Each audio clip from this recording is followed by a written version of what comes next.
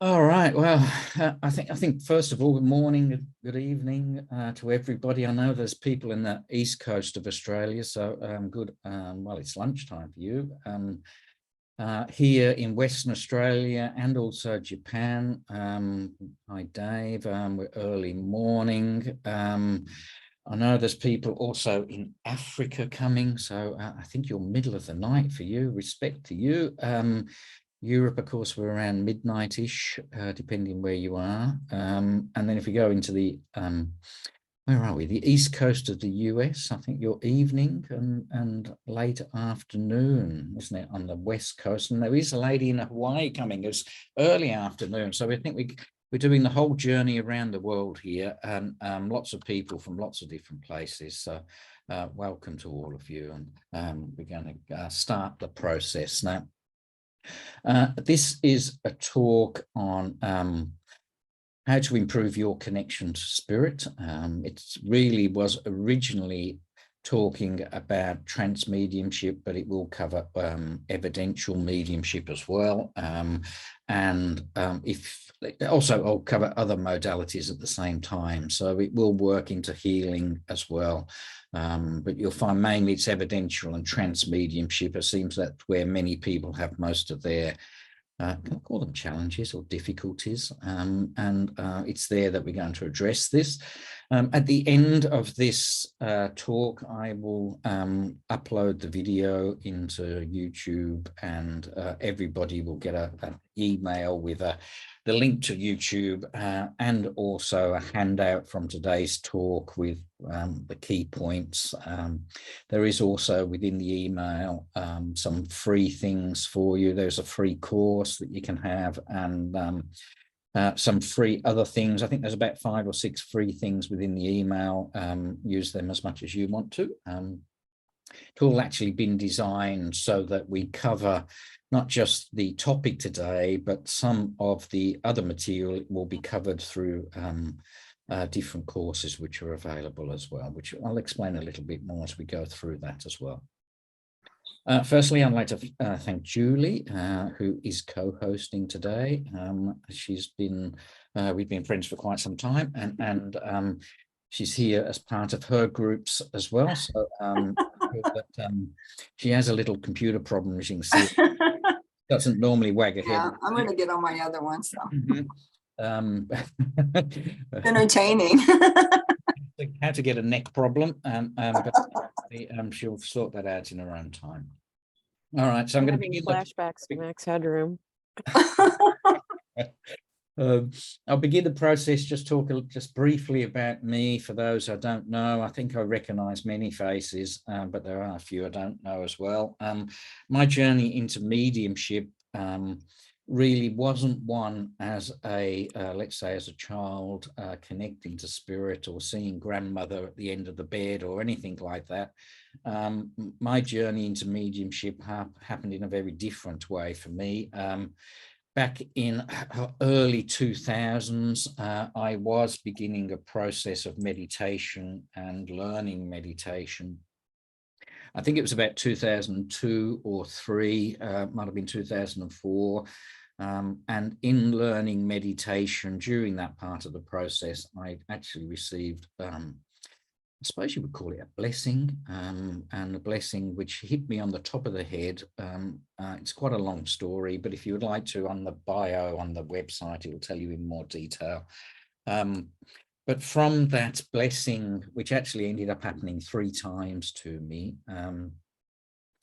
I began to start a journey of understanding myself, and I'm going to call it self-realization. It's a bit of a grand term. And in self-realization and understanding myself, then mediumship and psychic ability and healing and trance mediumship all opened up to me. The order for me was actually healing, psychic and trance mediumship at the same time, and then evidential mediumship later. And to be honest with you, I always thought that this was an actual process of learning and development, like what's called a siddhi, a spiritual gift. I now realize it's actually part of the natural process of awakening, and you'll see it within some of the diagrams I'm going to show you a little bit later, why it is perfectly normal to wake up in this type of way in terms of wake up to your abilities. So perhaps I'm a little bit different to a few people in that I work with people quite a lot on the basis of understanding themselves first, and then connecting through to whatever modality of mediumship. So you'll see it within the connections. I've just got to let these people in. There we go. You'll see it within the connection that happens, that I do work quite commonly within come back to yourself first and understand yourself and understand who you are. I always thought it was more logical to find your own spirit before trying to find the deceased relatives of, say, grandmother or whoever your client is. So in finding this, then I keep coming back to this quite commonly because that is my path. My path is understanding me as opposed to understanding mediumship. And so my point of view is I believe mediumship is just a process that's along the way as opposed to being the end result. And I do see at times some people who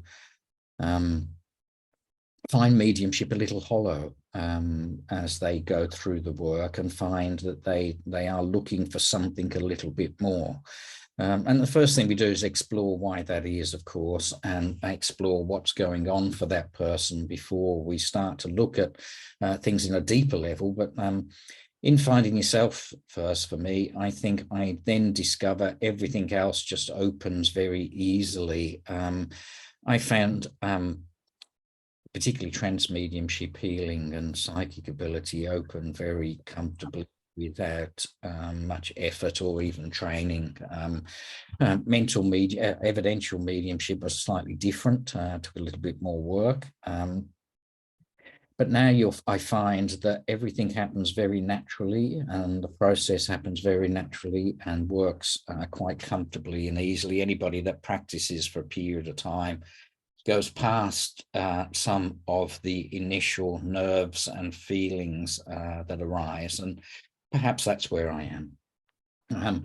So over a period of time, then I start to work with people who come to learn different skills, and I become a teacher to them, learning, let's say, transmediumship or anything else. But those which follow a path of deeper understanding, I perhaps stop being a teacher and start being a bit of a guide for some who want to understand themselves spiritually, what's going on in their life, what's the basis of their life, what their problems, spiritual answers, their problem. And I work on many different levels for different people at that time. So again, the whole process of mediumship in its way, in all its modalities for me, worked out to be fairly, I'm going to call it very natural. And anybody that perhaps has much experience, I think you perhaps I would hope you would agree with me that mediumship becomes very natural. It's not, to me, paranormal, although that's the way it's described. I think it's very natural that we are, in essence, our own spiritual self first, and the abilities that associate around that become just part of the expression of that spiritual self. And again, as I said, you'll start to see this through the diagrams that we're going to start to go through. Now, please ask your questions if you have any questions as you go through. You will need to unmute yourself as well when that happens. So let's get started, find where we are. I'm going to come right down into this diagram, share my screen. Where are we? There we are. All right, so this is, get that right down there. This is about how to improve your connection to spirit. Now, right at the very beginning, there are many people who come with difficulties in their connection, and the difficulties are quite long and varied, but they do tend to have a similar theme. In doing the research for this talk, I did talk to a bunch of other teachers and people about what do you perceive the biggest problems of connecting to spirit are. And these are some of the problems which you'll see in a little while. And in finding out what these problems are, I then did further research based on what I felt. I did speak to my spirit side as well, and then did some other research to find out the way other people have dealt with some of these problems. And it's that we're going to start to get into now. So when people start to connect to mediumship, we're going to start talking about transmediumship. Evidential will be after this. They are both forms of mental mediumship. Mental mediumship, if you do not know, is when spirit communication happens through the mind of spirit connecting to the mind of the medium. It does give many modalities underneath this, with perhaps the biggest exception being physical mediumship, which is not a mind-to-mind connection. So those people who are practicing trance mediumship tend to come to me with these sorts of problems. They believe that this is them here, and they are trying to go inwards to connect to their spirit guide or to their spirit team. And their battle tends to be some of these things, and maybe a few more, but in essence, these parts. Particularly impatience is particularly important. Many people that I've found want to start learning today and want to be speaking by the end of the week, particularly for trance mediumship. And this, although it is possible, it's actually very rare for anybody to start connecting through to spirit at that level to begin with, because in trance mediumship, we are actually aiming for control of spirit, or letting spirit have control of us. And this does not happen overnight. And I always say to the groups that I work with that the longer it takes you to to practice or to develop, the better medium you will end up being. Of course, today's society means that many people want this instantaneously. And as a result of this impatience or pushing towards speech too quickly, many people then come with problems such as, I don't know who my guides are. I actually do not feel the connection. Nothing changes for me, and I wonder what is actually happening. And the result, or the answer to all this particular problem, I'm going to get to many of them a little bit later on, but the answer to this problem tends to be caught up in people needing more blending and practice time. Because when you're sitting to connect with spirit, you may get some initial feelings, maybe a shiver or a tingle or something, but the feelings then start to change, and we should concentrate on the connection of spirit rather than the delivery of the message.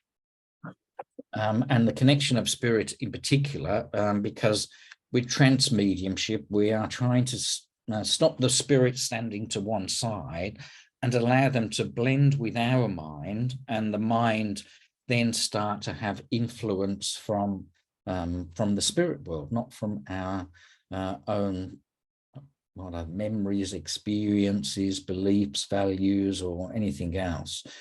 So if you rush this part, then you will find that your connection will never really be true. And this will give you, in effect, a channeling state at best. A channeling state will be when you are connecting to a body of information and allowing the information or knowledge to flow through you and go to the client. And you never actually embody the connection at all. So channeling is the connection to the information, but trance mediumship is the embodiment of the spirit. And so if you do not spend the time of blending correctly you will find at best you will have a flow of information. There'll be very little personality available. You'll find that the connection is never up to the level that it should be. It needs to be spend time on the connection point. So for some of you, if you do feel spirit being around, let's call it a shiver, or the hairs on the back of your neck standing up, stay with that feeling. Do not rush into the message. Take the time to develop. I would say 90–95% of people's problems in trance mediumship will be solved with better blending, taking more time, taking the time to feel the connection and relax into that connection rather than pushing too quickly, too soon into speech. So please, if you are in one that's impatient, try to stop yourself and allow the unfoldment to happen within time. I think most people in most situations, again, not all, but in most situations, this is a long process and not a short process for all of mediumship. Again, not strictly true. There are some which open fairly quickly. So take your time, but go into blending. This is something you can do by yourself. Stay with the blending process. And allow yourself to fully feel the connection. That's the important part. The next thing people tend to have problems with is their self-doubt and being critical of themselves. I can't do it. I don't know how to do it. Is it happening? Why are they better than me? Why are they started before me? And in all of these situations, the impatience then picks back up, and the answer yet again is to sit still, feel the connection of spirit, and feel them approach you, be with you, and then merge with that connection. Of course, then being critical gives rise to doubt. Is this really there? And I think if you are following the talk, then you will know that the doubt is always there because of people not honouring the true connection of the spirit that's being presented to them. Of course, then it gives rise to fear, ego, judgment. There is a fog of the mind that can happen at times for people, as in they just feel foggy and they just do not get the correct connection. Here, this tends to mean that their third eye is very active. They may come from a mental mediumship background, an evidential mediumship background, where their third eye gets activated. But in trance mediumship, we do not want your third eye. We actually do not necessarily want the images which can be presented to us. The images are very useful when it comes to mental mediumship, evidential mediumship, but not for trance mediumship. If you see the images and sensations starting to form, it means then that you will be caught within your mind and you will not go past the mind. So you must let go of these images. As they start to develop, they will come back. Connect back to the energy of blending with your team and feel that connection in its truth. Feel it within you and keep going with that connection, and you will find the image that was once there will translate into the words of connection of spirit as they eventually take over the control that happens as well. We get worried about time and also desire. I think desire, control, and impatience are the three biggest problems everybody has. And if desire is the wanting of an outcome or wanting it to be a certain way, and if that is the case, then you may actually be limiting your connection by saying, I want to be a speaker, where you may actually end up being, let's say, artwork or something else. And if you just limit your work in one way, then you may not develop to the full potential that you could have, which is latent within you. Control, whether you like the word or not, is part of all of us. We all want to have some control of ourselves, control of the connection that we have. Tied into this, of course, control is fear and ego as well.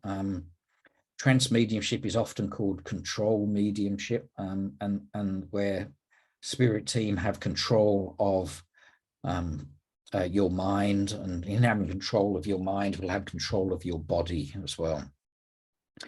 So if you look at all of these words, and I'm sure there's a few others here, sometimes people have fear when they have made a connection, and the connection is there, and they don't want to be perceived as fake, and they have a different type of fear. But if you look at all of these words, you can see, I hope you can see, that they are all mind related. The issue is the mind of the medium. And when you have sufficient experience, these things will still be there. Probably this band here will have narrowed somewhat, but you will be able to find your pathway in your connection to you and to spirit that you're looking for internally. Again, for me, just as an example, I had a reading, a trance reading, was it yesterday or the day before, which for a particular person that comes, and they come fairly regularly, and they're wondering about certain situations. And this person, I always say, don't come back too quickly. Come back when you need your answers, but not too soon, so that you don't think it's me doing the work. And I felt at that time some of these things start to arise again, even with I don't know, close to a dozen, 15, 20 years experience. They still tend to come back up. If I concentrate, let's say, on fear, I find then fear starts to build within me. Even if I, with 20 years experience or something, fear will start to build. I have to stop the feeling of fear and place my attention onto spirit, so that you can actually feel the connection better, and not get lost within the mind as such. And interestingly, someone contacted me, I think it was today or last night, about a demonstration that they're doing tonight for evidential mediumship. And this demonstration's a little bit different to normal, and to a bigger crowd than normal. And they have fear for the event that's going to happen. Is this actually going to turn up? Am I going to do this? Is it all going to work well? What's going to happen? And some time ago, my guides gave an exercise, and if you are in any of the courses that I've done, you will know this phrase that I use, and that is to build up love before action. Why does this work? Well, love is the opposite to fear, and you cannot have fear and love at the same time. So if you do have fear within your development or within your demonstrations, start to practice love prior. And interesting, yesterday I was feeling quite tired, and had an evidential mediumship reading, and this was exactly the exercise that I did to lift me and to get past this tiredness that I had. Build up love prior to the connection. Watch how my mind was falling into, let's call it fear or difficulty, or I don't want to do this now, whatever was coming on. And it turned out to be one of the better connections that I had. Try it yourself. Build up love before you make a connection, either in a reading or in a blending, and you'll find your blending becomes smoother and easier. Love in the end is actually the drawing of two people together as well. So you'll find that love will actually help the connection and blending process, because you do tend to feel quite connected to anybody that you love. So practice love in the blending process and you'll find this will work far better. Amrita, you got your hand up. Do you have a question? Yes. So what strategy or technique do you use to build love? Sorry, you broke up. Can you say that again? Oh, can you hear me? Yep. Yeah. What strategies or techniques do you use to build love? First of all, is to concentrate on your heart. To remember a time when you felt love. Some people would remember times of meeting a partner or a child, maybe a certain situation that happened in your life. It's actually fairly common, I found. People, or some people, do not understand what love is. And I always thought, well, isn't that a shame? And but the truth of the matter is, it's not that they didn't know what love was. The truth was they didn't, the way they described love was wrong, in that people were expecting love to be a Cupid moment where it happens instantaneously and it's enormous. But if you actually look deeper within yourself and watch your process of love, you'll find that you'll never be able to describe or date a time when you fell in love with someone or something. What truth of the matter is love doesn't start, it just never goes away. We just cover it over with, let's call it fear and doubt or criticisms or anything else. The true basis of you, and you plurally, is a being of love. And I found that if people looked deeper within their being with an understanding of what love is, then they wake up to love being present all of the time. It's one of the courses which I run as well, which is a 8-week course on what love is.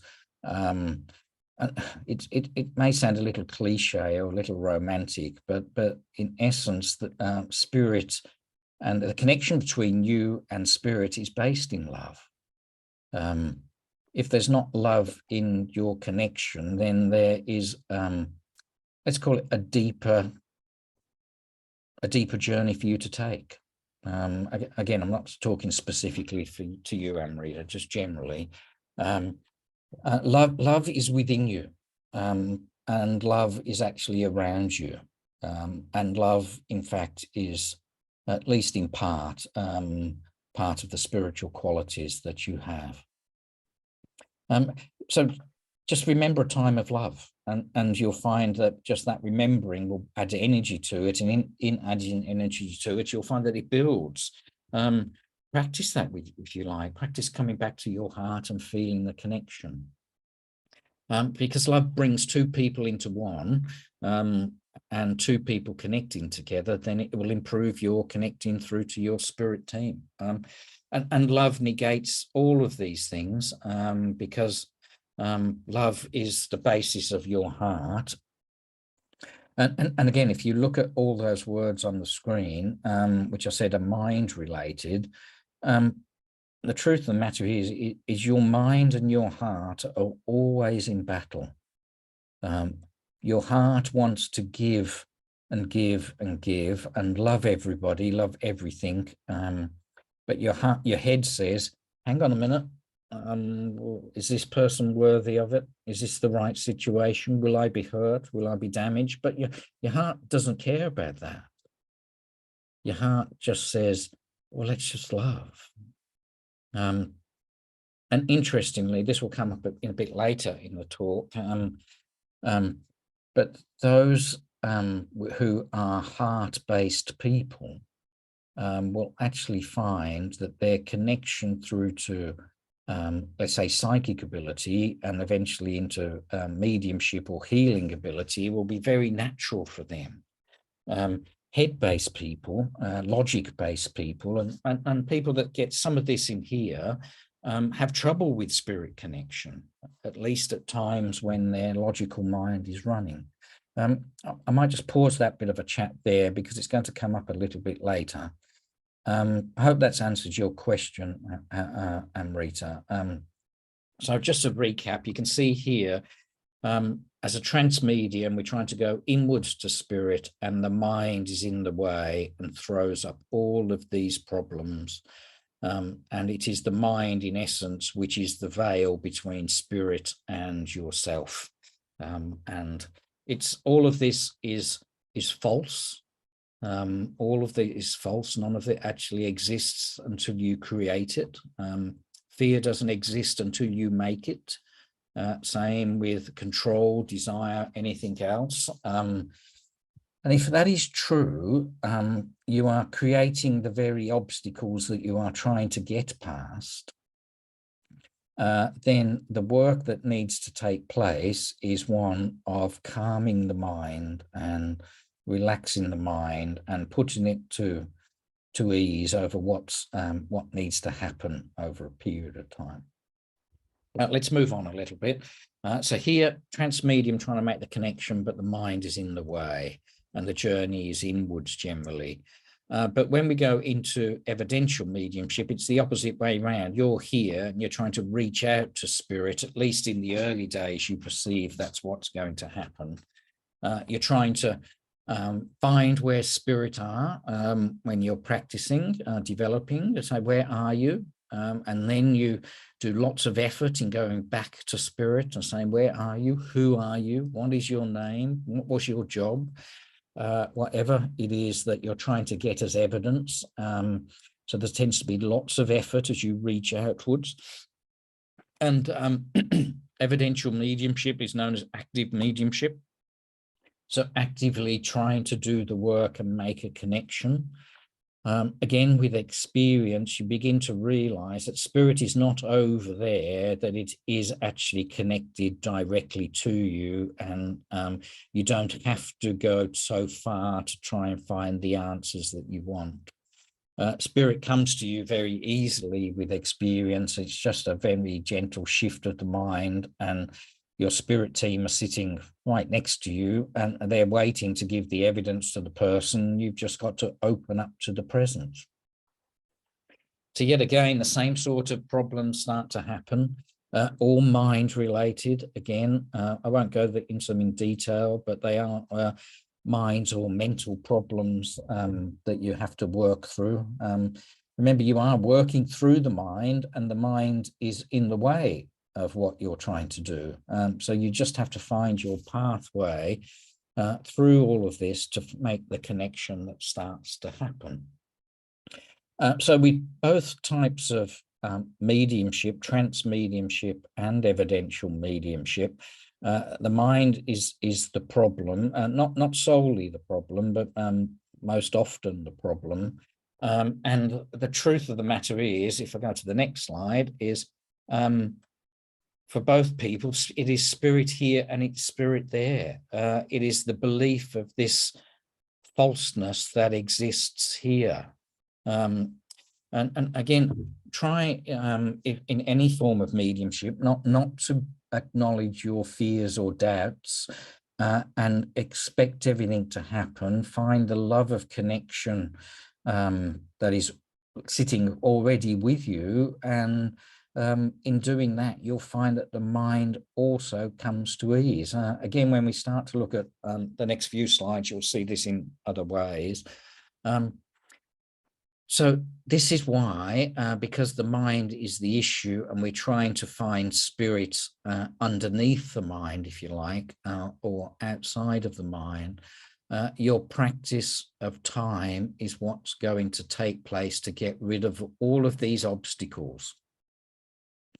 Every one of these obstacles will disappear with time. When I say disappear, they'll reappear if you concentrate on them. And every one of them will come up in different situations, but you should concentrate on the truth and not on the illusion. There's nothing here within the mind that is actually true. Nothing there that is actually true. none of this is correct. Again, this is part of what I've learned over time, not through teaching or somebody teaching me or books or anything like that, through my own exploration, that spirit aren't just out there, they are in here, and the connection between you and, if you want to say, another spirit, is simply a process of finding peace and love and being open. Of course, there are techniques, and there are also time is evolved. But for me, again, I spent, let's say, 10 years or so in meditation before coming to spirit or mediumship as such. And in having these 10 years, then this had begun to reduce. There was more peace in my life. I felt quite contented. And one day I was doing an shamanic course. In that shamanic course, the tutor said, well, let's see what other spirit is around us. And we practiced trance mediumship, and trance mediumship opened up to me straight away. I spoke on the first day. I did the whole weekend of working with spirit, or the spirit working with me, whichever way you want to look at it. And it looked like, perhaps to other people, that I opened up in 5 minutes. But the truth was, it took me 10 years to open up in 5 minutes. And the act of meditation meant that I saw all of these as just something that I was putting in the way of finding myself, finding who I was, which then led into mediumship, of course, finding an extra spirit, if you want to use that word, knowing things about people, healing processes as well. And I went deeper and deeper into that connection. And I found that the more of these problems that I created, then the harder the link was always going to be. And the way to get past that was simply not to acknowledge that these actually existed.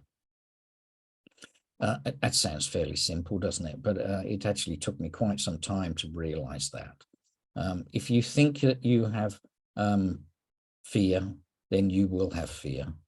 If you think something has got to go wrong, then of course you will make it so. Build up love in your heart and build the connection of truth, and you will find that the spirit is waiting for you already. The connection's already there, and nothing then is really in the way of your connection.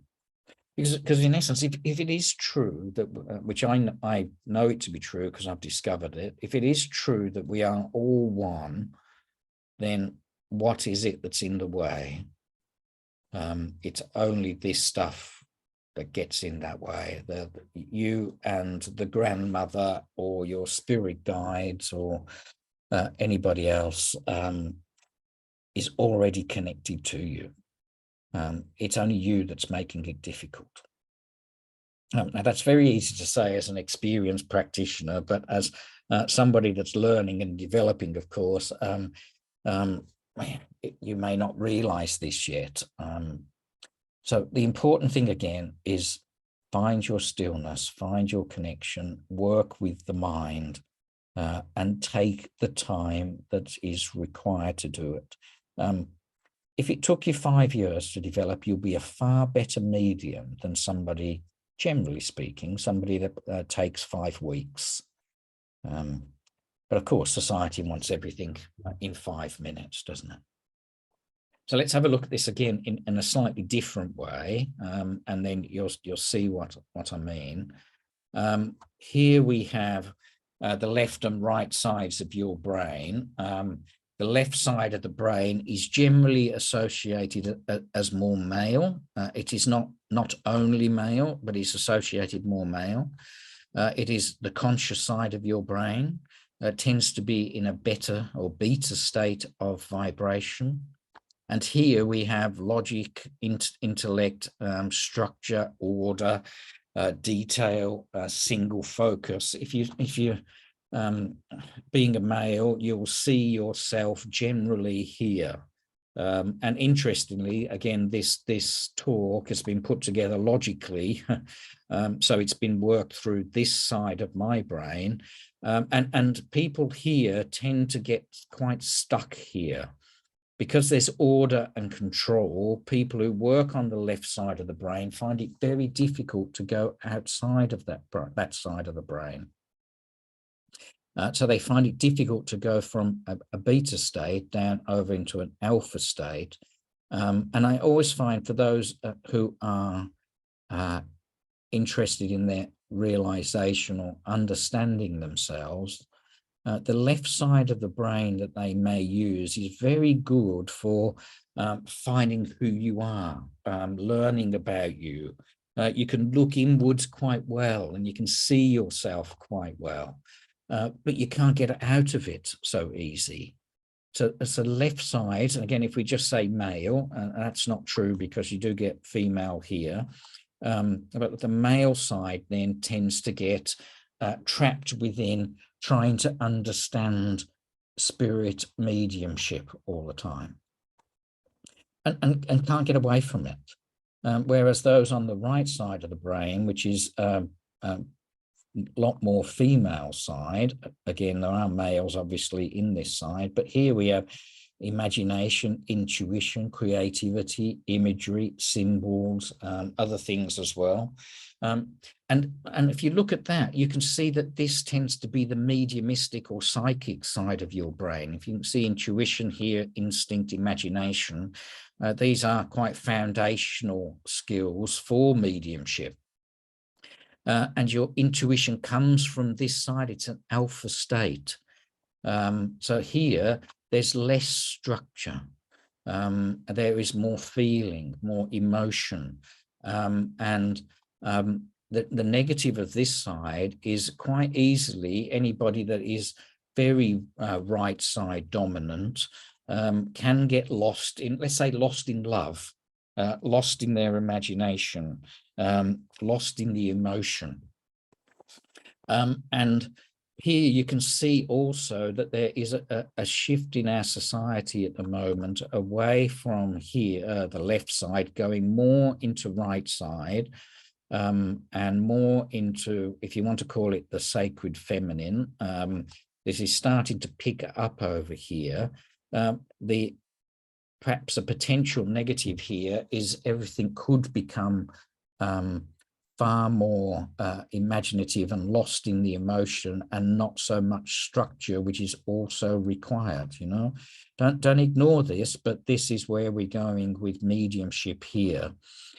So to begin with, and when people practice and they start to go from left side to right side, they need a little bit of structure to find out who and what they are and what they must do. But they must be encouraged on this side. Use your imagination, use your intuition, practice a bit of creativity and artisticness. Don't ignore the imagery, your emotions. And so here we give a little bit of structure this side, and then we take away the structure when you get onto here. You know, trust yourself, go inwards, trust that this happens, and trust that the images that you are seeing for evidential mediumship are in fact what is required.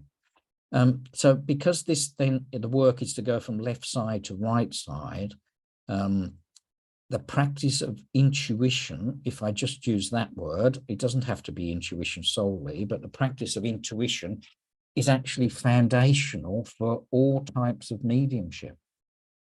So hence you get all mediums are psychic. Doesn't mean they're a good psychic, but all mediums are psychic, but not all psychics then take this on and go further.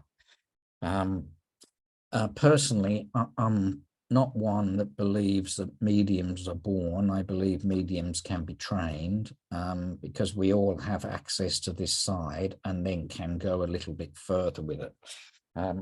It's a difficult argument to argue because those who believe mediums are born will always say, yes, but you were born to do it.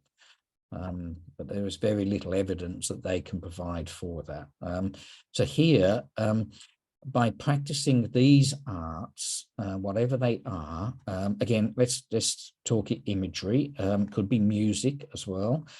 This will build up all your ability. Again, if we look at it again a slightly different way, so this is your mind, and this is the brain waves of the mind. And it is this, really want to concentrate on these three middle states here. So beta, again, is very much on the left side of your brain. So you can see your brain waves, the cycles of here are quite large. And within beta, because it's quite a broad vibrational rate, you do get high beta, middle beta, low beta, but they're all descriptions really of the same thing. You can see here when somebody is agitated, these signals jump right up. And when you're agitated or stressed, you're going to find it very difficult to connect into your intuition. And your intuition is coming back on your alpha state, which again, you can see the brain waves are calming and then they calm still further. So hence you can see here is the flight and fight modes, which are, again, don't ignore them. They are very practical. They're here. You can see that the concentration is on the world around me. You know, what's going on in my life and what's happening around the world, where my stresses are, what dangers do I face. And again, you can see in these states to some degree, all those mind states, which I said were in the way. There's fear, there's doubt, there's criticism. And if I go back to the slide, here, you can see the fears and doubts here, not here. And here you see people getting lost here. And if I become a medium, if somebody on the left side was become a medium, they will never truly get there, because they always want to understand what is happening and the way it's happening. How do I do it? What are my 10 steps to get there, or whatever it is? But here there's more relaxation into this, into the process. So again, go back again. So you can see the agitations are here, the relaxation starts to drop. So if you find that you are in a mental state of agitation, fear, for example, this is why connecting to love actually drops your brainwave process. So it calms you. If you think about it now, if you think about, let's call it stress, you can actually calm yourself down by thinking about, let's say, a loving state or something that you used to love or do love, and it will get you past this process.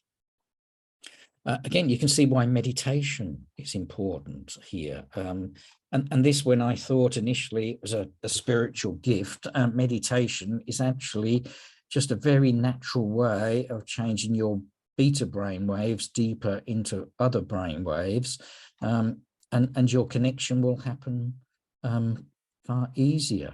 So interestingly, anybody that practiced or has practiced any type of concentration exercises will find that their brain waves will drop into these other states quite easily. There can be times, and I practiced this not that long ago, there can be times when your mind is so full of stress and agitation that you cannot calm yourself. So we're talking high beta, maybe up to 30 hertz, but anyway, high beta. And your mind is so caught up in the problems, the difficulties, and it's very difficult to have that little stop and pause and to think about love. But there's another way of doing this, and that is, and again, I practiced this not so long ago when my mind was in this state. And the practice you can use to take yourself from a stress state down into a calmer state is simply awareness. if you can just watch yourself being quite active mentally, the act of awareness, the act of concentration on where your mind is, will very easily drop yourself down into it. So the agitations, remember, all of these agitations are really false. So the act of awareness is to understand that, hang on a minute, is that true that this would happen?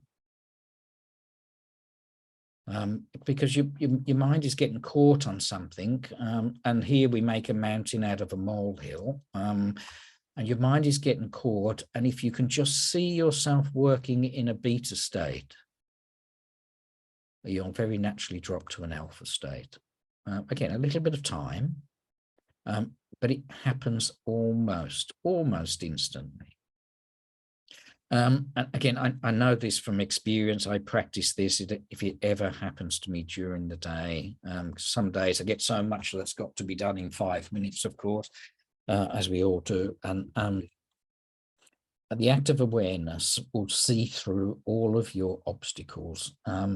Again, anybody practicing self-realization and understanding, the act of awareness is actually stillness that is full of potential. So the stillness then will take you down here. And again, you can see that the awareness will start to drop as you go down into these other states. So here we are now starting to touch a trance or a mediumship state, which probably exists somewhere in here, but here the trance state starts to calm down.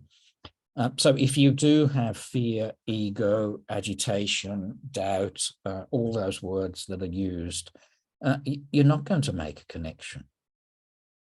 You're going to be caught here. Your mind is not going to be able to make that link unless you know your pathway through those difficulties which come through experience. So again, I know we have a couple of people who do demonstrations here. When you stand to one side, you know that your fears can potentially start. I've got to stand up and do a demonstration, you know, unless you're doing trance mediumship, and you may sit down and do a demonstration. But you must start to work with your mind, find love, use your awareness to see, now this is where I am. And you find that straight away this happens. Also awareness when you have pain. Again, I know this fairly recently. When you have pain, if you can put your attention right at the very center of the pain, you know, where the splinter is touching the finger, you'll find that the pain can actually start to dissipate. It's exactly the same process. Pain is here, and this will be your mind base. Obviously, pain is felt in the body, but really exists in the mind, and you can drop yourself down. I noticed that I can't see the chat, but I think we've got a couple of people asking a question. Is there some question there somebody wants to ask? No? Okay. So anyway, so follow this process. So here again, don't forget, we have what we're terming as left side of the brain, here the right side of the brain, and then further. The true process to get from down into these states is to bring the right side and the left side together. And when they come together, then there is a little bit of order in order then to release your heart. Yeah. So a little bit of order and what you're doing, you put your mind at rest, and then the ability to let go of your heart and to love. And interestingly, this highest state, the gamma state, which you can see here, is quite a range within its here, quite a high vibrational rate as well. This is often described as the realization state, where you have connection to something far higher than yourself. So it's interesting, isn't it? Because you would think the connection to self should be right below this delta state, and the mind should be very calm. But actually what happens is, again, I've found, is you calm your mind sufficiently, and as you begin to drop, you go from this delta state into almost nothing. And this line calms right down further than this. And in going into nothing, there is a little spot of, I don't know, let's call it darkness or blackness. And it's like falling into a hole. And when you fall into a hole, you actually start to expand and not contract. So here is contraction, and after this is expansion. Again, interesting for those who are going through the self-discovery part. And when you go through this expansion, your brain waves will start to change and become active. So you have a broader perception, as it says here, heightened perception. So you see things at a far wider level. So you don't see singular, you see many in terms of people or consciousness or mind. And here you have now a connection of unity starting to happen. So anyway, that's another talk. There are other parts within this as well to describe. So this is the process that happened. Let's go one more way of describing this, and then I will open to a few more questions. Am I going the right way? No, this way. There we are. So this is a mind here, remember. So the circle represents your mind.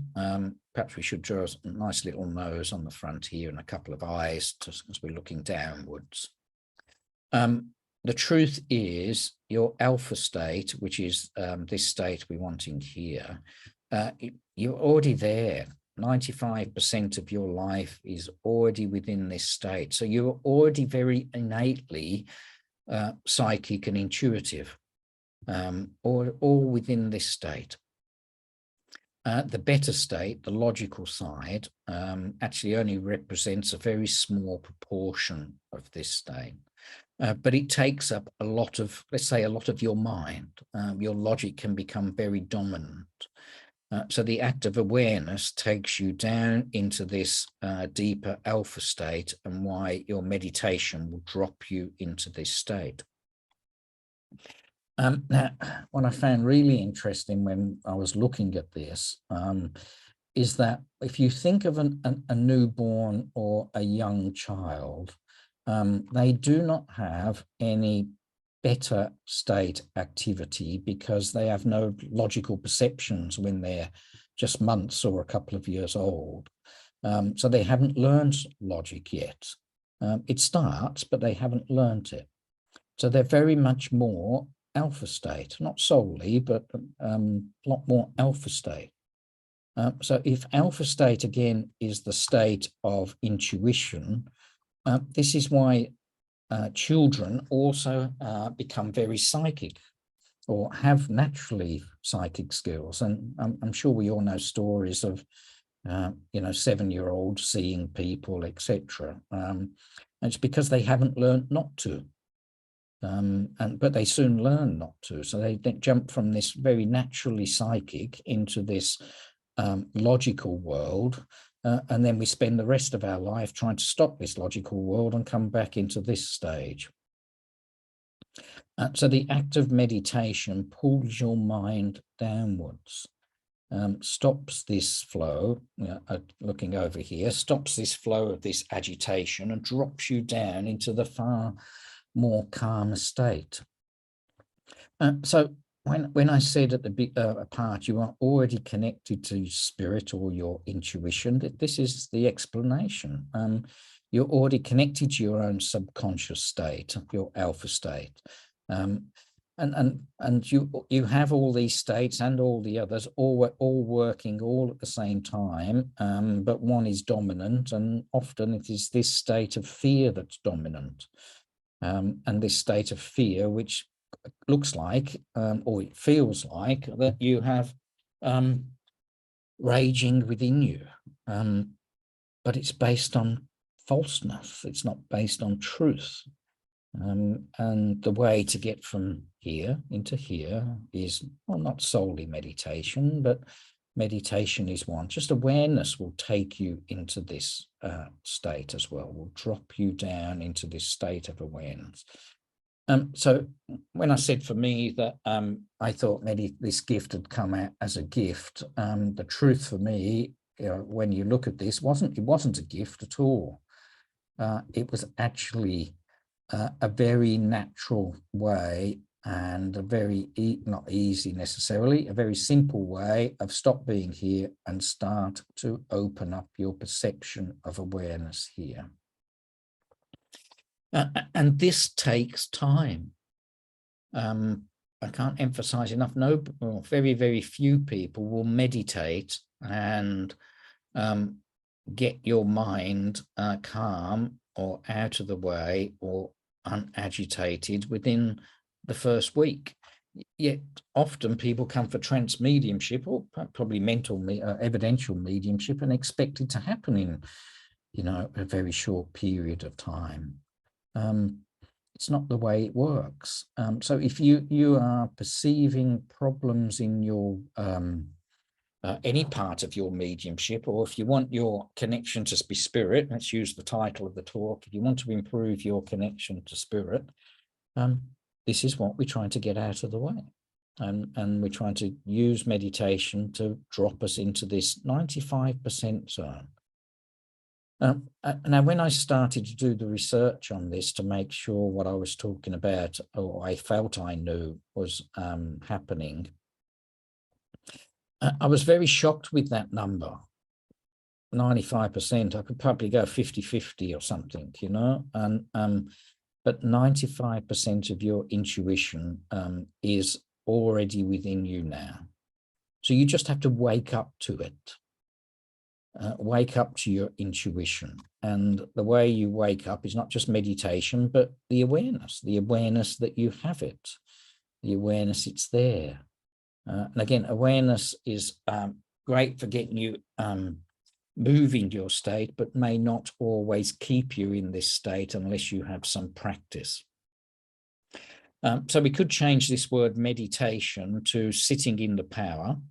A few other words as well. And you can see also from earlier sides, the way the right side seems to dominate and the left side seems to be suppressed. The left side dominates and the right side seems to be suppressed.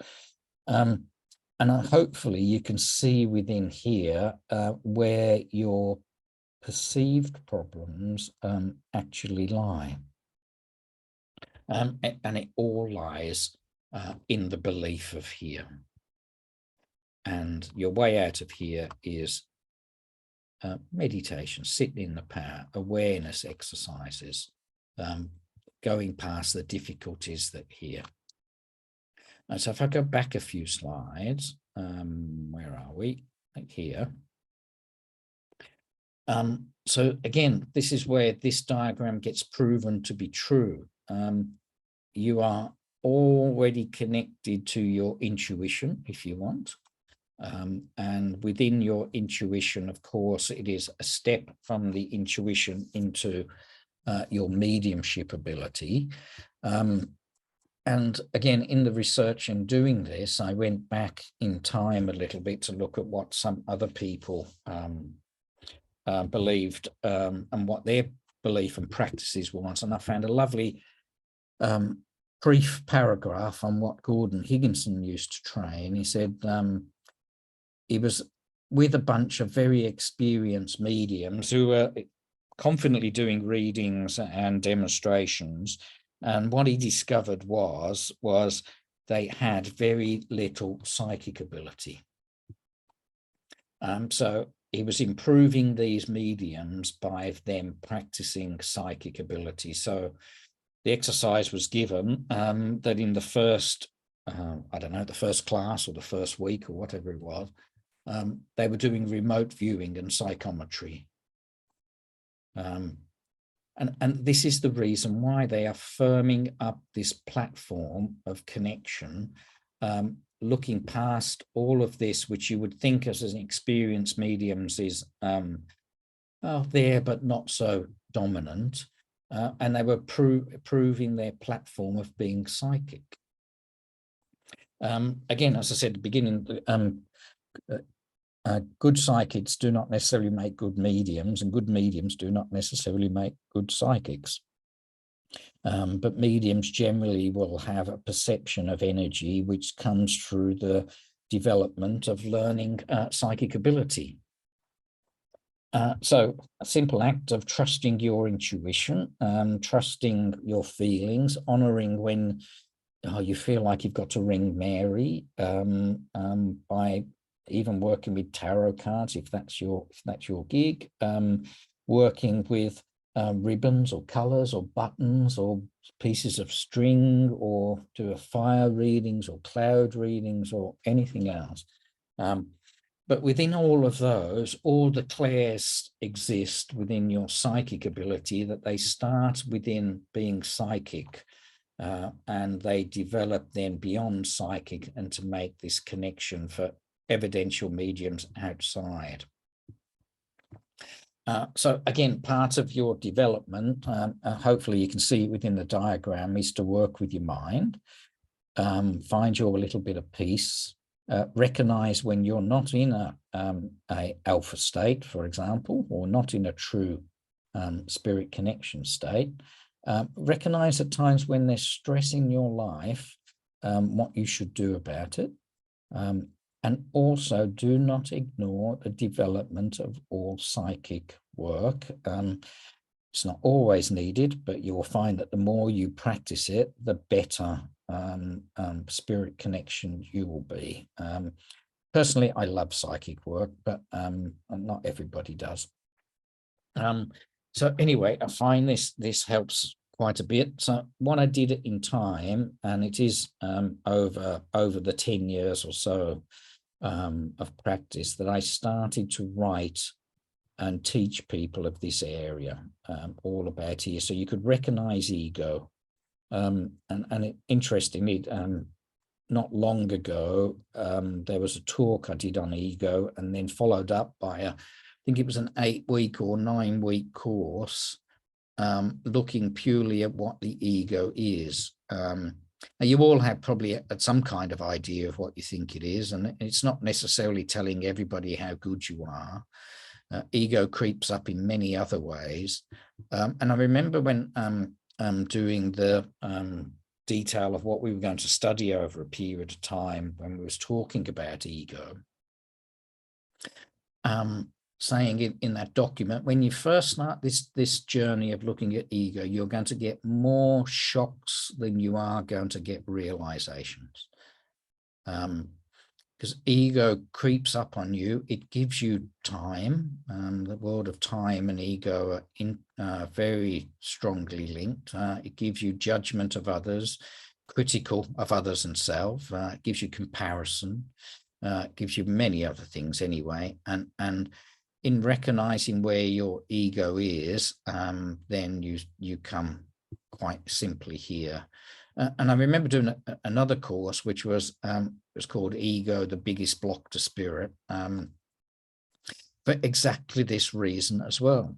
So I ended up writing some of these courses to negate this whole of these problems here. So there's meditation ones and ego courses and everything else, and plus love and whatever. But they are going back in time a little bit. And don't forget, for me, all of this came because I found this first, or found my own spirit first. And then all the other bits were just, I can't say given to me, that's not strictly true, but opened up to me. And some of them took a little bit of work and some of them didn't. But this is where, this is not all your blocks. I'm sure there's a few more. In fact, I do know one other. One thing I do work with people as well, particularly for trance mediumship, not so much with evidential, but with trance mediumship, is posture. Some people get caught in posture issues, which is outside of mind. Well, it's within the body anyway.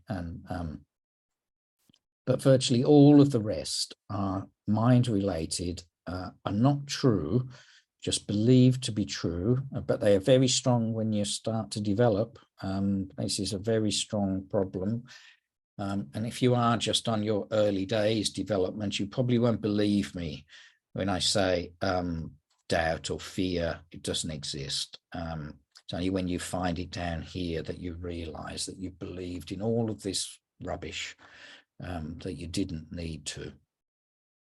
So that's the way it worked for me, and that's the way I work with others. And this is the, can I call it evidence, or the logic of how it all works and why. So if we just go back up to here again. So again, left side of the brain, people here find it very hard to get to this side of the brain, but they can do with simply the act of awareness of being trapped here. And if you say to, again, if you say to, because this is male, most dominantly, mostly male, but you do get females here, so that it's not purely one sex. If you say to a left side of the brain, let go, come into your heart, trust, which are all here, they go, I don't understand. You know, I've tried letting go, I've tried trust, I've tried everything else, because they're looking for structure and order. And they can't get over into the, let's call it unstructured or less structured. In a course I've just finished writing as well, we talk about symbology. And in my evidential mediumship, when somebody said to me about symbology, I used to tell people, tell spirit, say, don't give me as symbols, give me as truth, just show me directly. Then I became very shocked at how much I work with symbols within my mediumship. And I silly thought I didn't, but I do. And the reading I was going to say a couple of days ago, when we built up love, was full of symbology. And symbology can be very important here. And symbology, of course, when you look back into our history of the human race, you'll see it very strongly as a way that cultures used to transmit information to other cultures or to their ancestors. So the words of symbols don't resist all of this as well, maybe even work with symbols and see where it takes you. Symbols, of course, can be colors, but they can also be actual images. One I particularly use is a goldfish for me, which was in the talk the other day, sorry, the reading the other day. A goldfish comes, and I don't know whether it's a symbol or whether it's an actual fact. So I'll say to the client, do you understand a goldfish? And well, let me give you two examples. And I remember saying this to somebody, again, thinking this is symbolic. And she said, yes, I remember a goldfish. When the two of us were together once, the goldfish jumped out of the tank and landed on the floor. And we're talking and just laughing about it. So again, that was a literal example. But again, yesterday, can you understand a goldfish? And she said, no. Can you understand that this lady, your mother, at the end had a very difficulty with her memory? She had short-term memory issues. That's right. She ended up passing with, anyway. And so symbols can be very useful, but they come from this side within evidential mediumship is important. But if you want to go into trance states, again, you'll see it within this part, symbols are going to happen around here. When you go into trance states, we want to let go of that attachment to imagery to go deeper into a calmer mind.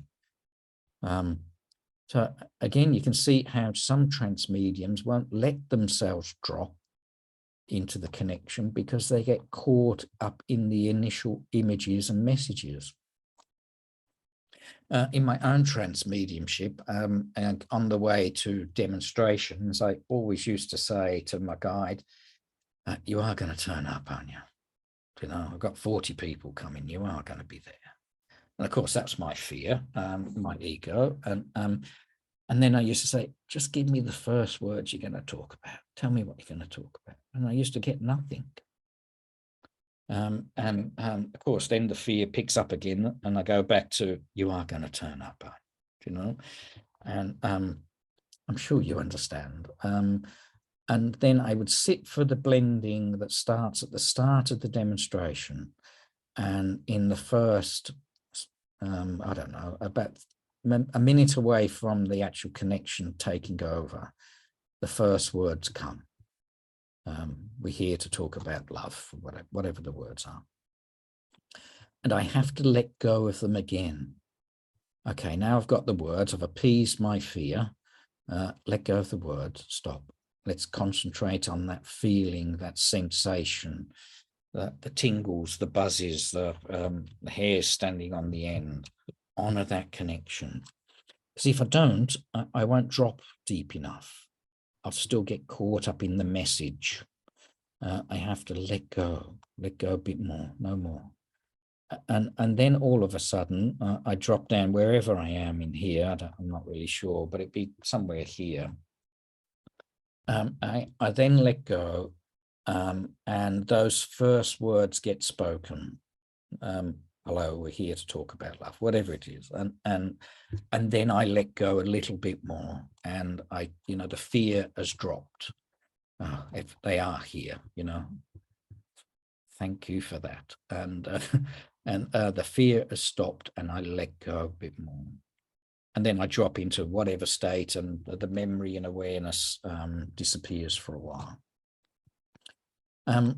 So again, you can see that the rush here, rush of connection, can keep you too far up here in channeling state, and not drop you into mediumship state or even to light trance, or then stop you dropping into medium or deeper trances. And then also the mind will stop you going further still. So again, you can see where the problems exist with people, and this, don't forget, is patience. Patience and time, unless you have some kind of concentration exercise that you've done for a while. Again, me for meditation, others for other things. Then you have to expect this to generally be, and again, I'm talking general, there are people who are an exception, but will generally be a number of years for you to drop here. And if you're not prepared to spend a number of years in your development, well, you're in the wrong industry anyway. If you want it instantly, then really you're probably going to stick at your psychic ability and not go further. Nothing wrong with psychic, but you have the option of everything else also opening up to you. So be calm, and you'll find the calmness comes, and be aware, and you'll see where you're at, and practice the other abilities, because they are foundational for you. And all of this will build up your foundation of connection and change you. But remember, see that your mind is wanting impatience, and it will get in the way. All right, I'm going to stop sharing this screen and open self up to questions if anybody wants to ask. There we are. Stop sharing the screen. Oh, Amrita, sorry, I didn't see your hand up. Well, this was the true level of test of my patience. Well done, apologies. No. You knowing me, I struggle with patience. Around your concept around the different states, I had a question around when I'm blending with spirit, I get to a state of deep state, but then the twitching and everything starts, and I keep coming back up. Mm-hmm. Okay. So, the question is, am I dropping down enough? B, why the twitching, and C, what can I do to overcome that? Are you feeling spirit? Do you feel spirit beyond that? So what sensation do you get? Is it?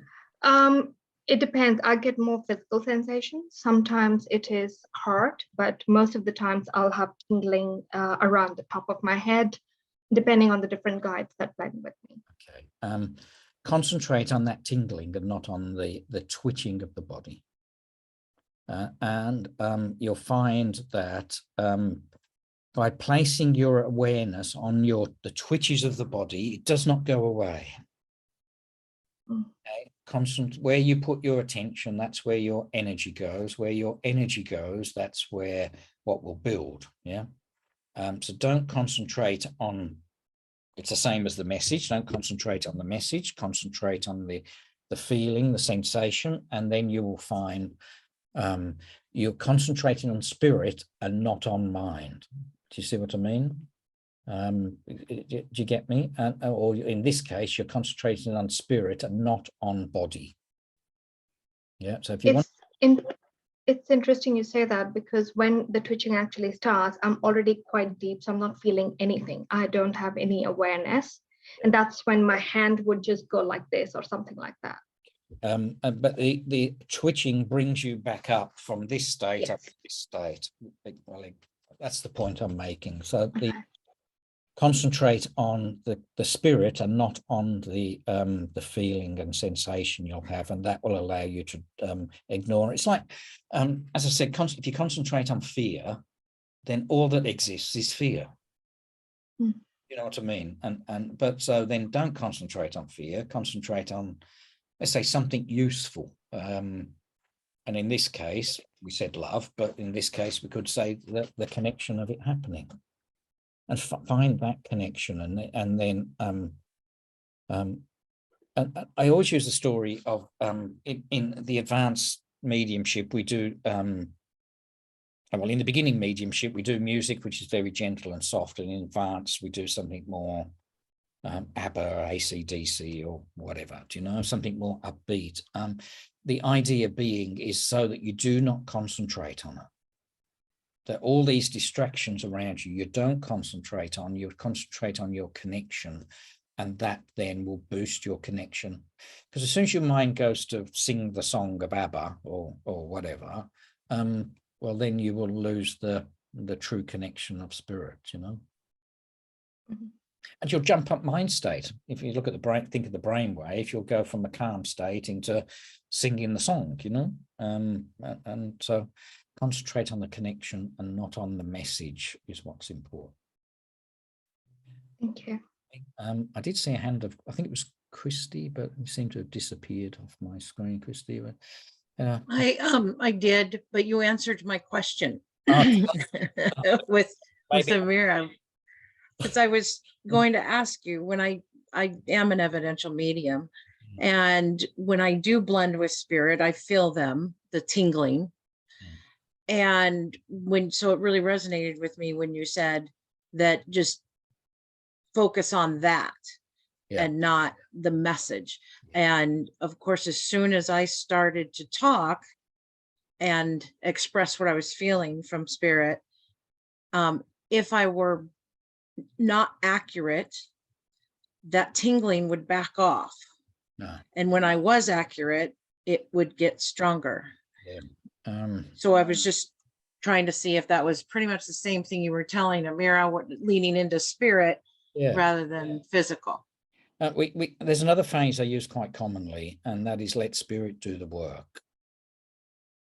And what you're describing is kind of what that phrase means, isn't it? You know, as soon as you start doing the work, then mistakes happen, do you know? But if you trust spirit and trust the connection and let them do the work, there's a lot more accuracy.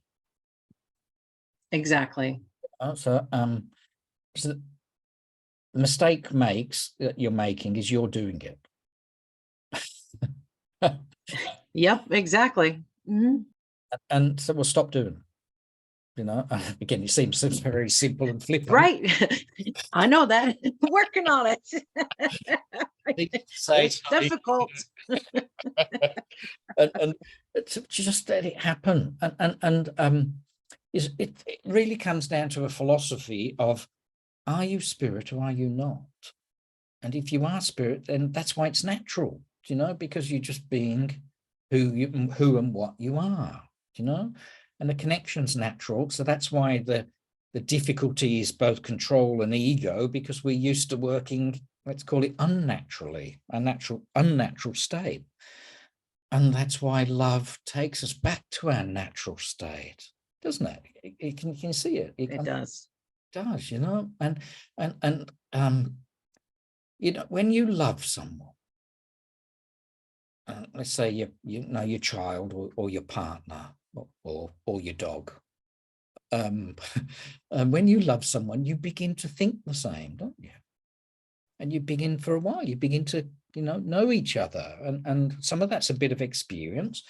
Other than that is two people are becoming one. And is that not blending?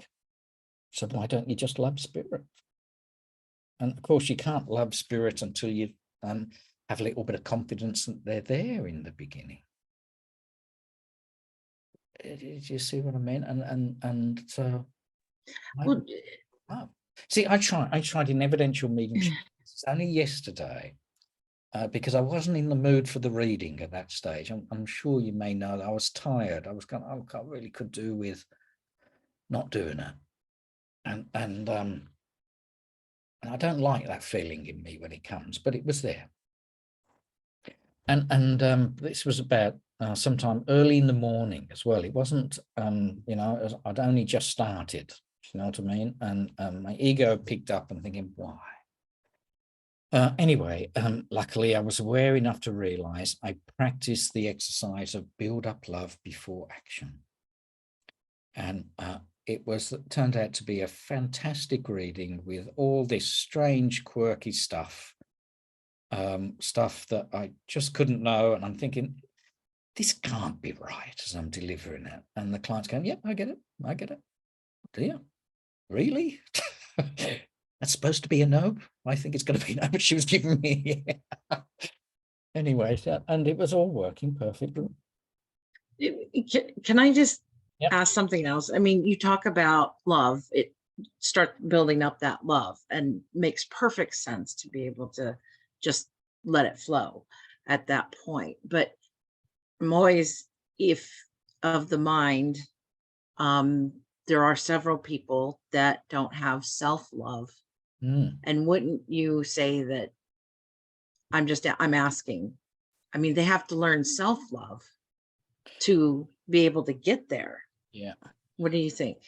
Okay. The truth is, and it's only in exploration that you'll discover this to be true. All right. So don't take my words for it. Just look at it. If you can look at it logically, but you're better off looking at it experientially. Hopefully that's the right word. The truth is, love is there. There is just the belief that I am not lovable. Yeah. Because love is your very essence of your being, and love is a quality of your spiritual nature. So love has to be there, but we don't look at the love. We look at, let's say, my body's not good enough. I'm not good enough. I've made this mistake. I've made that mistake, or whatever your words are. And so the truth is that person is not acknowledging the love that's already existing on the inside. They're concentrating more on that mistake I made when I was 10. And literally it can be that far, that long ago. Or that I shouldn't have done that.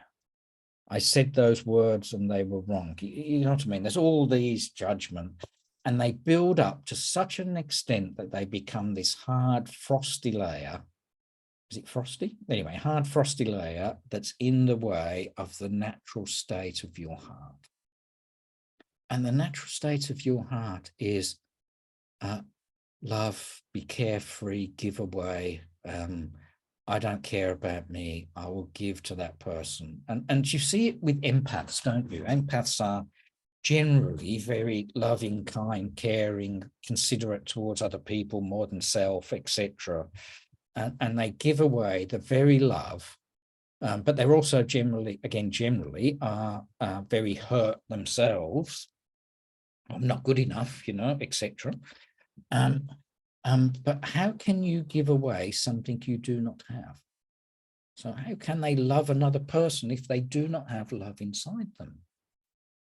So I think it connects to what Amrita was saying a little bit, is don't concentrate on the BS, concentrate on the truth. And Concentrate on the spirit, not on the ego. Concentrate on the love and not on the fear.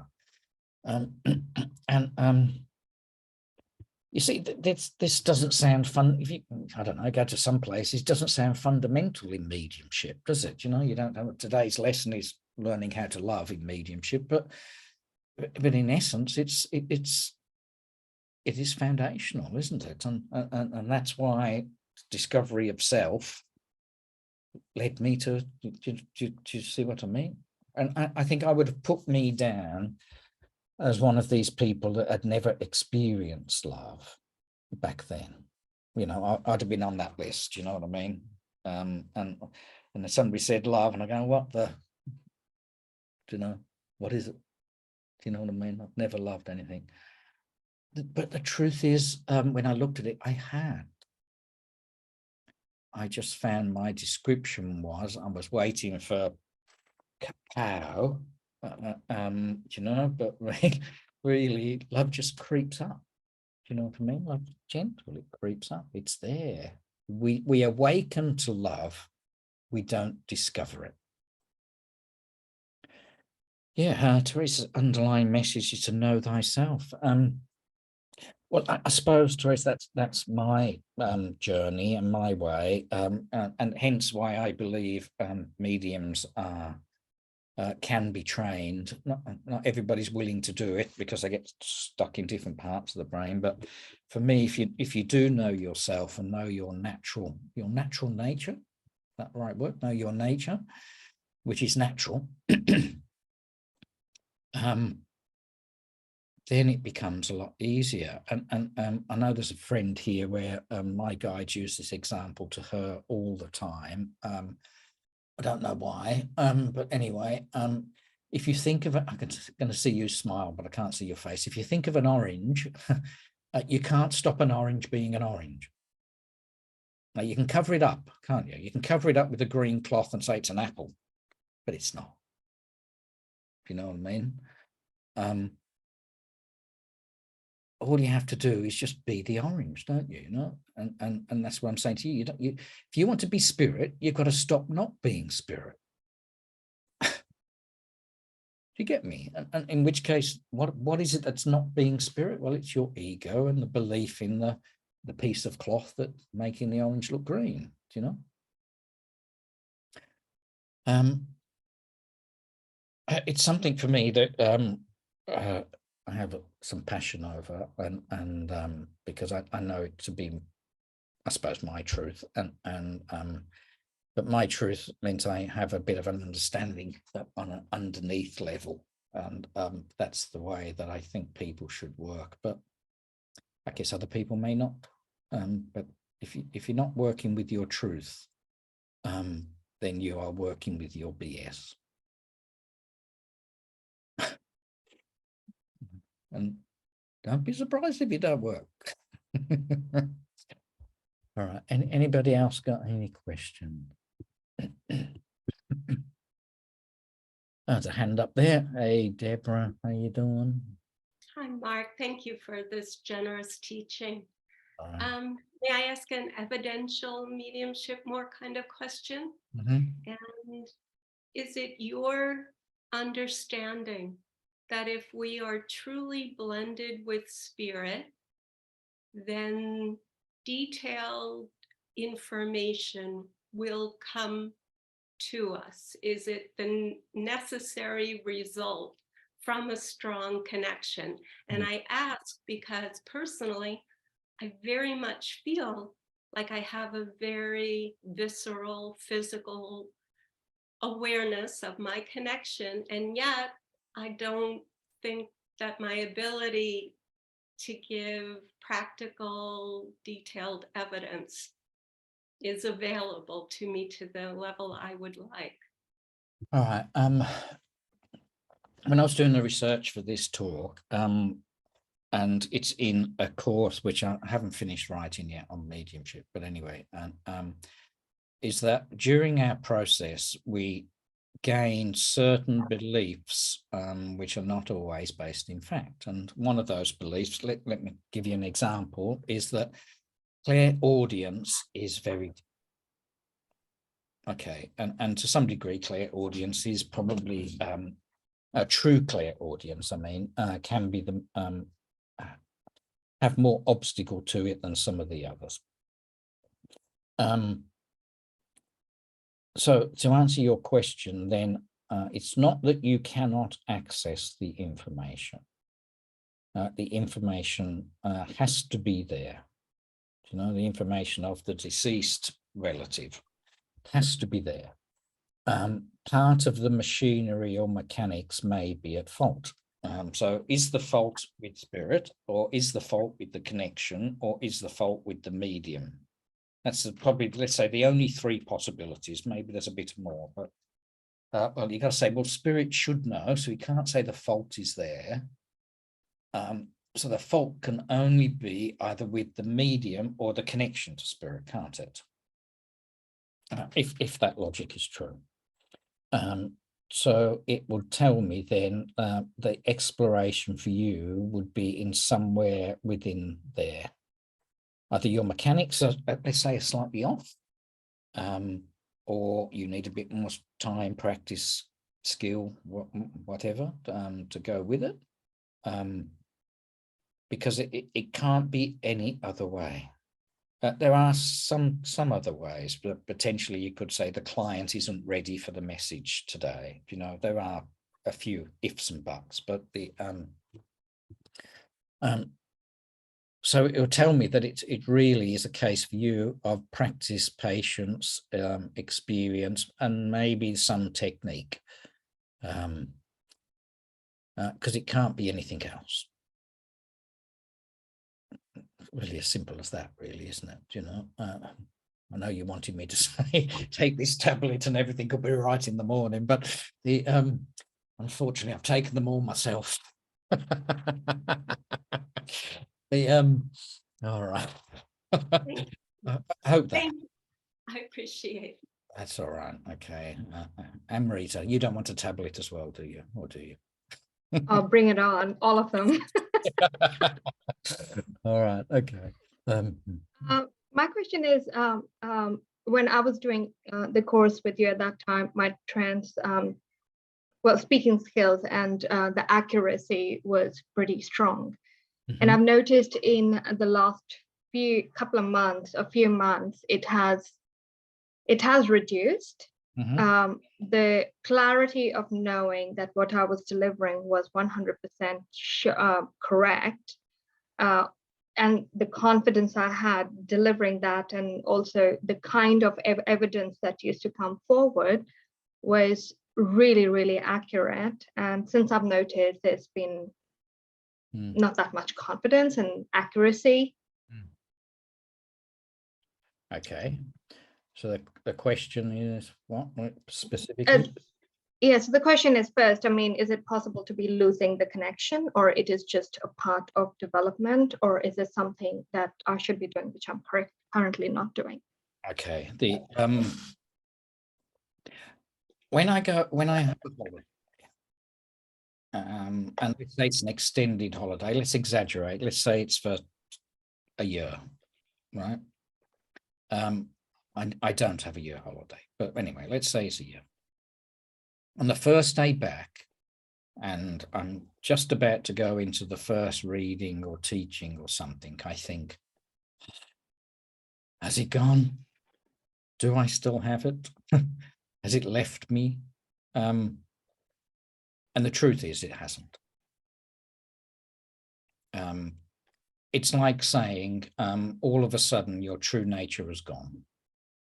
You know, and if it's your true nature, then it can't have gone. But what can happen is you can cover it up. So you can add doubt or fear or anything else to it. Do you know? So for you, based on what you're saying, if I talk generally rather than specifically for you, Amrita, the answer for you is practice. Don't believe in the fear. Don't believe in that it's gone. Ignore that rubbish and just do it. Same, and literally after a year, the reading style has not changed at all in 1 year. I've learnt my path, and I've learnt my shift. I've learnt to just focus my mind from an alpha state into a beta state into an alpha state, and everything sits there waiting for me just the same. Spirit don't leave you because you are one. If spirit were individual, then you could say they're here or not here. But if you are truly connected, and it is true that you are one, which, as I say, I've experienced to know, then it's all that can happen is you can put obstacles in the way. And maybe that's the same with what Deborah's saying, there's an obstacle in the way. So you might need a little bit of dust to get rid of the dust that's sitting over your faculty, your ability, but the ability is still there. You've covered the orange up with a piece of cloth, and you are thinking about the piece of cloth and not the orange. It's a nice, simple analogy, and I hope that works. Hope you can picture an orange covered in a green cloth. If you can't, please buy an orange. Anyway, you know what I mean. So don't believe in it, which in essence is kind of the theme of the talk, isn't it? You know, you believe you can't, but you can. But you just got to be shown your pathway, and concentrate on the truth. You know that there's, when you go into deeper states of meditation, I don't mean the light states of, and Rita's joining, I hope maybe she missed the answer, but not the light states of just calmness, but the deeper states. And the deeper states, when you start to then, maybe you go into the gamma state and you go into this darkness of nothing. And there's stillness. There is just stillness. And it's, and what happens is they're not for everybody and not all of the time, but there's this feeling of bliss or love that comes. And it comes to the extent that it's not, I'm really, really happy. It's not, I really like everybody. It's this, all there is bliss or love. And you sit there into this state and you're washed in this something. And it comes to an extent that at times tears can start to come into your eyes, you know, with the beauty of it. But you have to let go of it. You let go of all that beauty and you go beyond into other states to discover the truth that exists.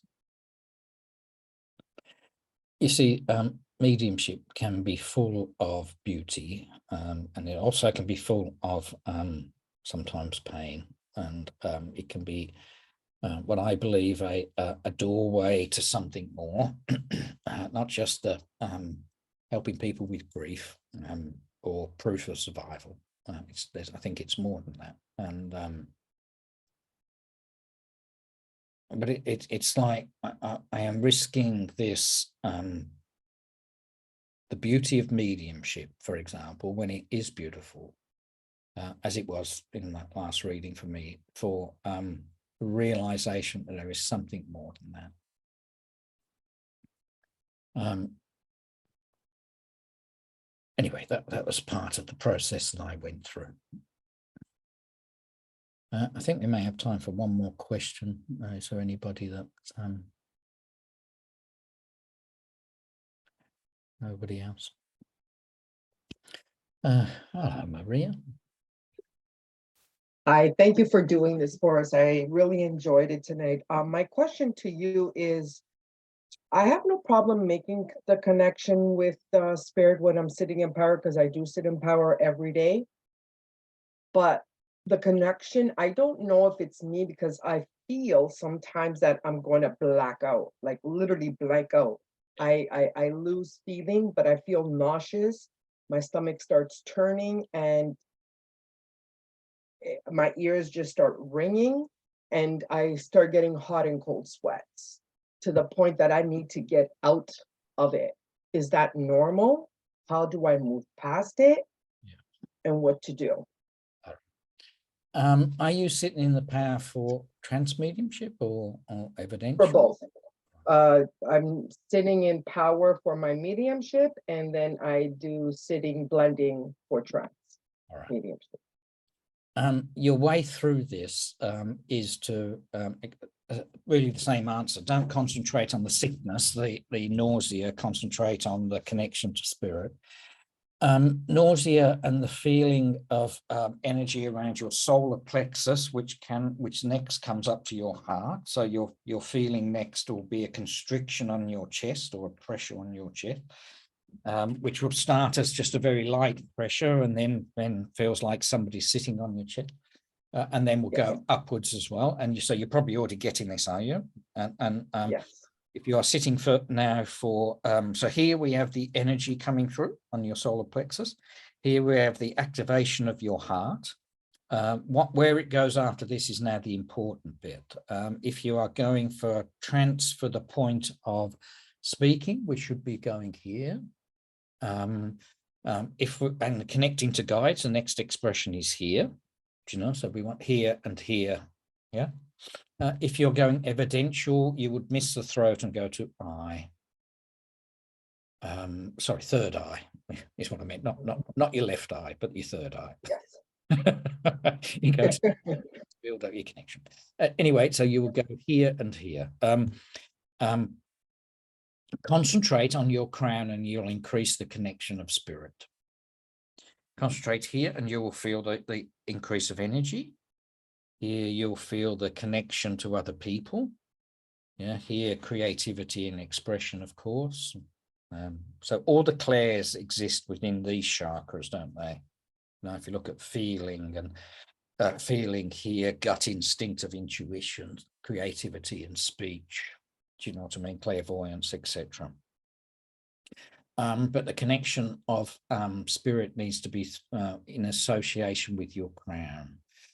So you are building up energy. It's a natural part of the process to get nausea. For some people, it's natural also to get a few tears in terms of trance mediumship, because the energy will disturb apart some of your beliefs or hidden emotions as well. So you need to concentrate beyond the sensation. Because again, if you're getting pain, you can see that you're jumping into the beta state, aren't you? Do you know what I mean? So you've got to go beyond the pain. So your awareness will be critical for you to watch yourself, to change your state, and also then to concentrate on your crown chakra. Yeah, that's what my mentor, Julie, said as well. But I do have that connection with spirit very strong. Like as soon as I sit in and I set my intention, they're there. They're there. I can feel them. That's not a problem. They're always there. Yeah. But and then the goosebumps, like literally lately I've been getting like the cold chills, like I'm outside -40. That's how cold I get. And then it stops. And then it's like a vibration coming right through my whole body, like instantly, like right now. And then I get the hot, the cold. Yep. All right. Well, concentrate on the tingles, and then that will. Okay. So I'll try to move past that and just And it was like what Amrita said about she gets the twitches, do you know? And if you concentrate on the twitches, then you're concentrating on your body. You've got to go beyond that. Get me? Thank you. It's all right. Alison, is it? Yeah, Alison, how you doing? Hello, good evening, Mark. Thank you very much. It's lovely to greet you from Scotland here. I just, in my experience, I feel that I've been given little snapshots of the way spirit can work. From when I was younger, at school, I can always remember somebody calling my name and I would say, who's that, but not understanding anything about it. And then gradually through life, I've thought, who's standing behind me? I've sensed, you know, the presence of somebody standing behind me. Yeah.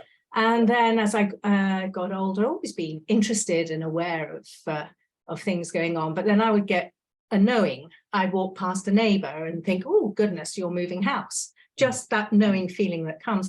But all these have been in little snapshots. At times when I have been under a bit of stress and worried about something, I've heard spirit, like I'm talking to you now, as clear as that in my ear, saying, Alison, we are with you. And that's it. Never heard it as clear again as that. So I've had all those little snapshots, but it's brought me into very much now a little bit of mediumship where, you know, things just drop in. Without me thinking about them or what have you. I might be sitting there, well, go on, throw something in here. Oh, aniseed balls, and that would be a connection to somebody or something, just without really understanding where it's coming from. But I have found that my connection has very much been into trance, and that is the area that has stayed with me and settled with me. So when I first really recognized spirit blending with me, it was really very strong. It was really like a whoosh. I'm really feeling this.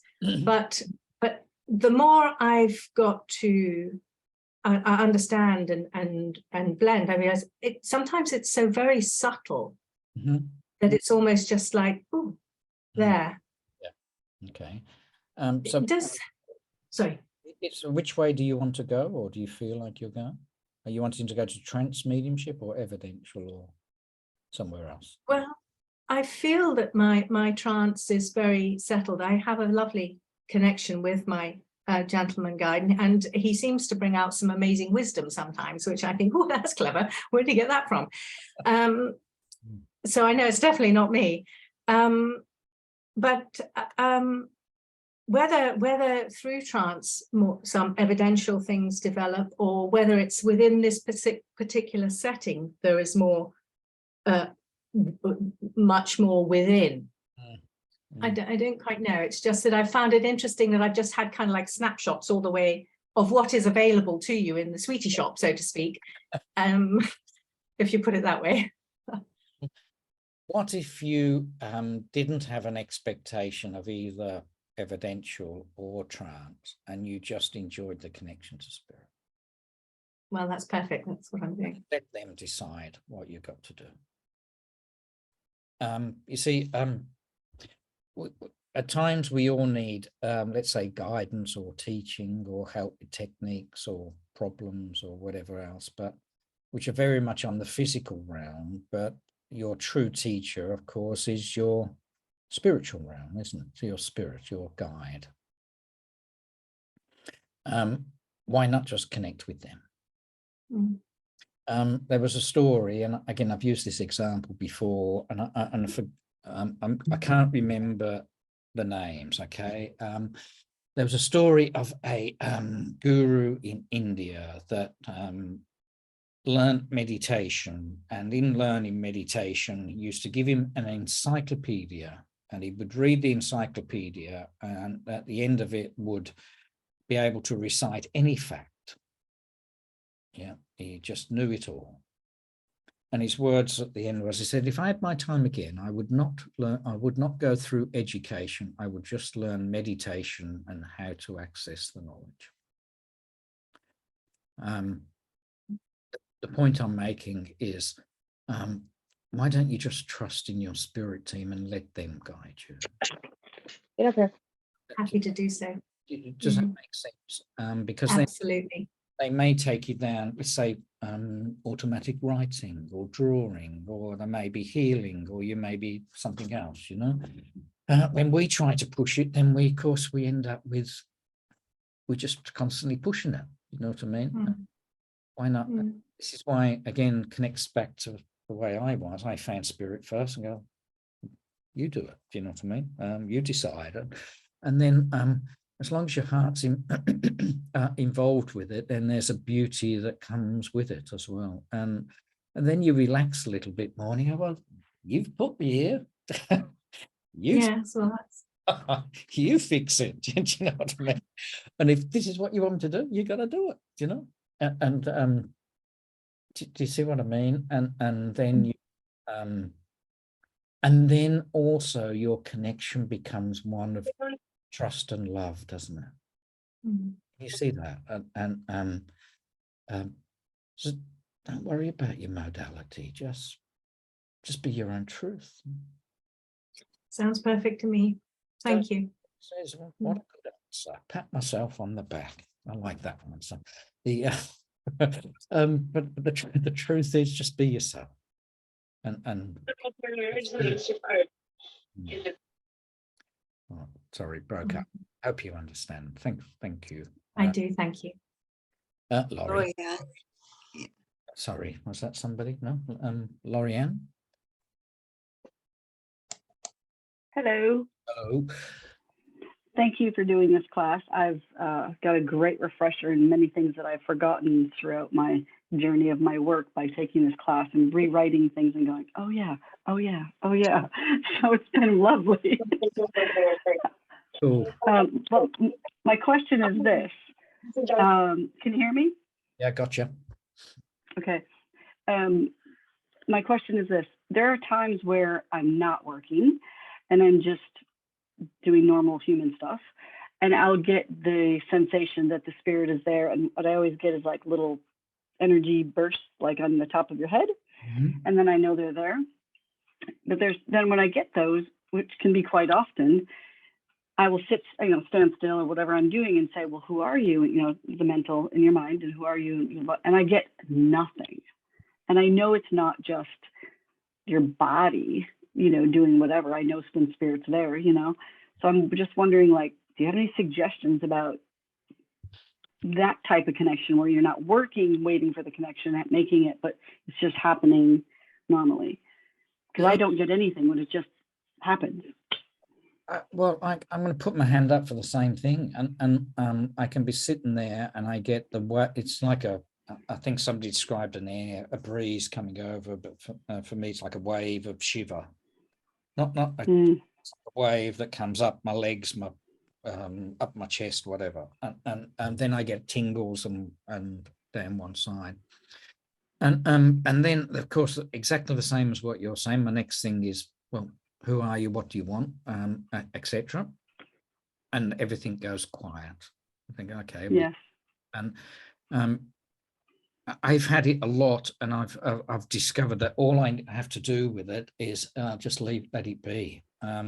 Sometimes it's just a reminder. It happens 2 times a day for me. Once when I'm very, I don't know, stressed, if you know what I mean, or busy. It's just a reminder, calm down, we're here, and the second time happens also then when I'm just on the edge of sleep, if necessary. I'm just calming, spirit arise. I think I open to spirit at these stages, rather than spirit come to me. Do you know what I mean? And make the connection. Yes.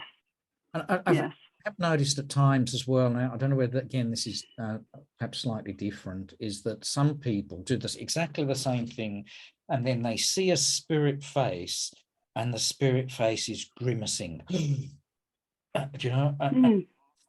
Why are you grimacing? And so I did some research on that to find out what it was, and discovered that one point of view is that we are going into the astral world, and we arrive in the astral world by shock, and somebody's going, what the hell are you doing here? And I don't know whether that is true, but I think that's happened to me as well. So I don't think I'm going to give you a satisfactory answer.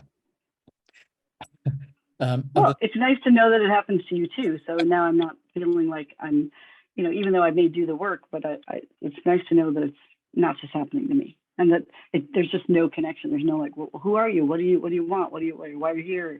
Or even just sitting still, nothing. So it's so good.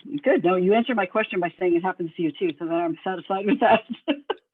Interestingly, though, there was a talk and a course I did recently that was about healing, and the process of healing should be I should connect here up to spirit. So it's not up, using that example, I should connect to spirit to access the energy, but then I should connect from here to client. So I've got to go up, I've got to go out, you know, go up and don't go out and connect to the client. Well, the healing energy just flows to me, has nowhere to go, and I get the healing. Right. If I just connect to the client and I don't connect to spirit, then the client gets my energy and I feel drained. Can you see? That's a good note. But Yes, that's a very good note. shape happening, then something's wrong. And maybe you are in a state where we are, or I know somebody else just said they get it. We're in a state where we've got this automatic connection, but we have no target. Do you know what I mean? We don't have a client. Right. That's what I'm talking about. Right. And so maybe you've just very natural, or we've just very naturally linked in. There's something there, but we haven't got somebody to give it to. And of course, the other side of that could be the message is for you. Well, do you know? Well, when we're really young, you know, it's like that where we have all this, but we just because we're young, we're like, whatever, we just ignore it and move on with our day. So I suppose maybe that's just what we should do, you know. So again, it's comforting knowing that you get it too, and other people in the chat are saying they get it too, and I'm like, yay, it's not just me. I suppose the correct answer is our spirit, isn't it? Do you know? Why is this happening? Would be the correct answer. Well, it's funny because when I do talk with you often, that usually ends up to be your answer, and then I do that and I go, so I get yeah. Yeah. Okay. Thank you. That doesn't ever, Erica. It's going to have to be the last question, I'm afraid. Yeah. Mark, thank you so much for this. Because again, same thing. It was a refresher, a lot of things that I have forgotten. The one thing that happened to me recently, I did a trance mediumship session for a client, and everything seemed well. When I came back, it's as if I came back like I was like shocked underwater, and maybe it is what you were talking about, because as you said that, I was like, maybe that's what it was. I've not had that before. It was almost like I either got pushed out or something was abrupt. I don't think it was, because there's, you know, it was on the computer, it was on a Zoom, so it wasn't like someone was here banging noises. I just have no idea, you know, and I felt very out of breath, like as if I was holding my breath underwater or something. I just don't know what that was. I've not had that before. Besides when our phone rang one time, same kind of feeling, like that headache and all. Did you come back quickly? Yeah, like someone shocked me out. There you go. That's your reason. That's your answer. What happens is you've made the link, you've got the energy, and so I'm going to stop and go, and you're now full of the energy, if you want. Okay. Full of the connection, and it will give you, or potentially give you, palpitations, sickness, many other things. Can even give you physical damage, possibly very rare. If you have to be in two things, you have to be in control of yourself to return. Do you know what I mean? Session is broken. Even if it's time to come out, don't stop. Okay. Back slowly. You be in control, and if you can spend the time in your practice coming out slowly, when you get the dog bark or the phone ring, your instinct is, no, I'm in control here. I can and take your time. It's so you need to practice with distractions. More okay. You know what I mean? So sit there and blend with Aberon or something, or whoever you want to sing to, you know. Yeah. Could it be because it's a new guide? Probably not, but I suppose potentially. Yeah. You can't definitely say no, but possibly not. Okay. It's just that don't jump back. come back slowly. And also then that gives you the opportunity of releasing the energy. Do you know? If you don't release it, it stays here. So you've got to then break the connection, let it go. Got it. Mhm. Thank you. All right. Okay. All right, everybody. I know a few have left. Hope you've enjoyed the day. In about an hour-ish, I'll send you an email. I've got to get the recording onto YouTube first. Takes a little bit of time. I'll send you that. And also I'll send you all the other bits and pieces as well. As I say, I think there's about 5 freebies in there. Take as much as you want, whatever you think. And it's all there given to you. Take as much as what you want. For those I know, nice to see you again after a break. And new faces, hello. Haven't scared you off yet. Maybe we'll see each other again. All right, everybody, you take care. Have a lovely. Thanks very much, Mark. Pleasure. Yeah, thanks, Mark. Thanks, Mark. Thank you. Everyone, bye. Bye. Thank you. Bye. Thanks, Mark. Um,